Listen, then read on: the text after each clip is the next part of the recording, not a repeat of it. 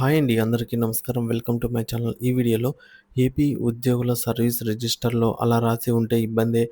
Retire అయిన తర్వాత వీటికి 2 ఇంక్రిమెంట్‌లయితే కోత. మరి ఏంటి అనే పూర్తి వివరాలు వీడియోలో తెలుసుకుందాము. వీడియోని ఎక్కడే గాని స్కిప్ చేయకుండా ఎండ్ వరకు చూసేయండి. అప్పుడే ఇన్ఫర్మేషన్ పూర్తిగా అర్థమవుతుంది. అలాగే వీడియో చూస్తున్న ప్రతి ఒక్కరు వీడియోకి లైక్ చేయండి ఫ్రెండ్స్. ఈ వీడియోని తోటి ఉద్యోగ పెన్షన్ మిత్రులతో షేర్ చేయండి. కొత్తగా మన ఛానల్ చూస్తున్నవారు ఇంకా ఎవరైనా సబ్స్క్రైబ్ చేసుకోకుంటే వెంటనే మన ఛానల్‌ని సబ్స్క్రైబ్ చేసుకోండి. దీని ద్వారా నేను చేసే లేటెస్ట్ వీడియోస్ అన్నీ మీ వరకు రీచ్ అవుతాయి. ఇక ఆలస్యం చేయకుండా వివరాల్లోకైతే వెళ్ళిపోదాము. ఫ్రెండ్స్ ఇక విషయానికి వచ్చినట్లయితే ఉద్యోగుల సర్వీస్ రిజిస్టర్‌లో అలా రాస్తే ఇబ్బందే. ఒకసారి చెక్ చేసుకోండి. ఇటీవల కాలంలో కొంతమంది రిటైర్ అయిన ఉద్యోగులు, టీచర్లు పెన్షన్ మంజూరులో ఇబ్బందులు ఎదుర్కొంటున్నారు. 1, 2 ఇంక్రిమెంట్లు కోత పెట్టి ఏజీ ఆఫీస్ పెన్షన్ శాంక్షన్ చేస్తోంది. దీన్ని ఏమాత్రం ఊహించని సదరు ఉద్యోగులు ఆవేదన చెందుతున్నారు. ఈ మధ్య కాలంలో రిటైర్ అయిన టీచర్లు పంపిన పెన్షన్ శాంక్షన్ పేపర్లను పరిశీలిస్తే చాలామంది టీచర్లకు 1, 2 ఇంక్రిమెంట్లు కట్ చేసి పెన్షన్ శాంక్షన్ చేసి పంపించారు. అలా ఇంక్రిమెంట్లు కట్ అయిన వారిలో మెజారిటీ టీచర్లకు వారి సర్వీస్ బుక్స్‌లో ఎంట్రీలు అసంపూర్ణంగా తప్పుల తడకగా నమోదు చేయటమే ప్రధాన కారణము. ఇతర కారణాలు కూడా కొన్ని ఉన్నాయి. అధికారుల అవగాహన రాహిత్యం, తొందరపాటు చర్యలు టీచర్లకు సమస్యగా, శాపంగా మారుతోంది. ఇకపై రిటైర్ అయ్యే ఉపాధ్యాయులు, ఉద్యోగుల పెన్షన్‌లో కోత పడకూడదనేది ఈ సమాచారము. జూనియర్ టీచర్‌తో పే స్టెప్ అప్ చేసుకున్న సీనియర్ టీచర్ సర్వీస్ బుక్‌లో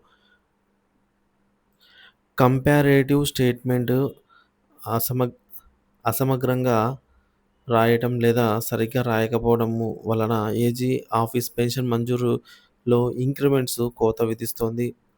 రూ. 398 మాస వేతనం, నెల వేతనంపై నియామకమైన స్పెషల్ టీచర్లు, సెకండరీ గ్రేడ్ టీచర్‌గా రెగ్యులర్ స్కేల్ పొందిన తేదీ ప్రాతిపదికగా జూనియర్ టీచర్‌ని గుర్తిస్తే గుర్తించి పే స్టెప్ అప్ చేసుకోవాలి.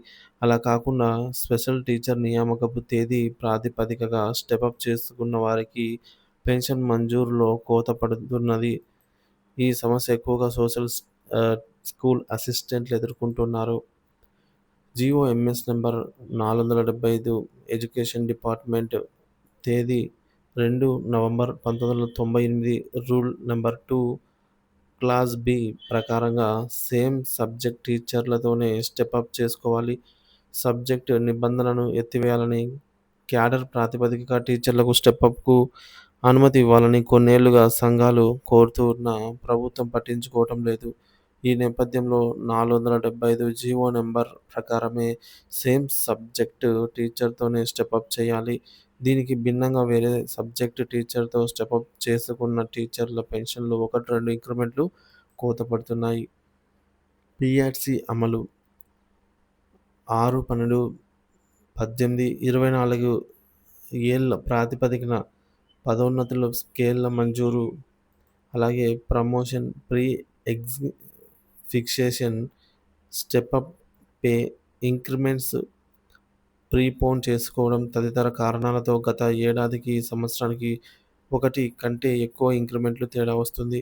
దీనికి సంబంధించిన రిమార్క్స్ వారి ఇంక్రిమెంట్స్ మంజూరు చేస్తున్న సందర్భాల్లో అస్పష్టతకు తావు లేకుండా సర్వీస్ బుక్‌లో స్పష్టంగా రాయకపోవడము, వ్యక్తిగత కారణాలపై తీసుకున్న జీత నష్టపు అసాధారణ సెలవు ఓసీఎల్ లాస్ ఆఫ్ పే 36 నెలల వరకు వైద్య ధృవీకరణపై తీసుకున్న జీత నష్టపు అసాధారణ సెలవు పరిమితి లేకుండా ఎంతకాలమైనా పెన్షన్‌కు క్వాలిఫైడ్ సర్వీస్ అనే విషయం అందరికీ తెలిసిందే.